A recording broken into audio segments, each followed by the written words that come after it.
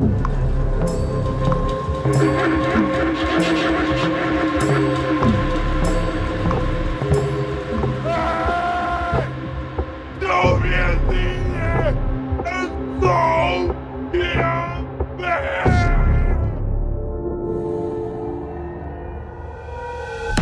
န်ခေတ်တုန်းကဂျပန်စစ်ဗိုလ်ကြီးတယောက်ကရေနနာတွေပိုက်ပြီးဒီမှာတည်သွားတာတဲ့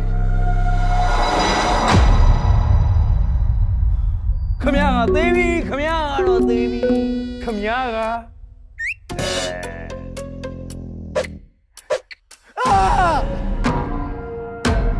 အဲ့ရင်ကြီးမှာ9နှစ်တခါလောက်တော့အင်ရှင်တစ်တွေပေါ်လာတယ်ဒါပေမဲ့အင်ရှင်တစ်မှန်တယ်တည်ရဲ့သူကတည်ပြီးရဲ့သူကပြီးတာ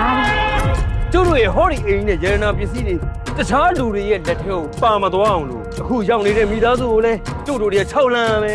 အဲ့တော့6ကြ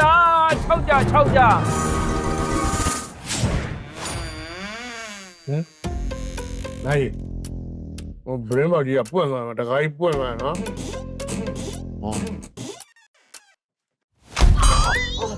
အဲ့လိုပေးရတယ်ပိုက်ကဘယ်ရောက်တာလို့အော်ကျေးဇူးတ िश ူးပေးဟာဟာ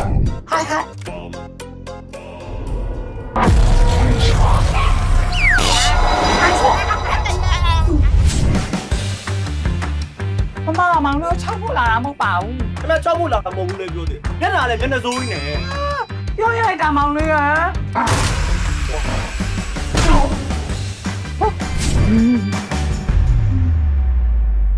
ကိုနှလုံးသားထဲမှာမင်းကနေလို့မျက်နှာဝေးမဆန်တော့အချစ်စစ်တူအားရ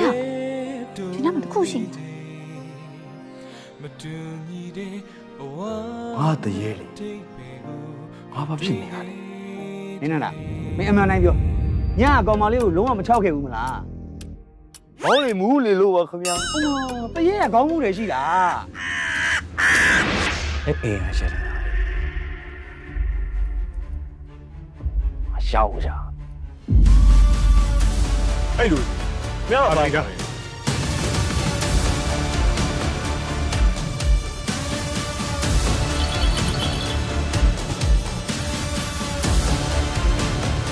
What?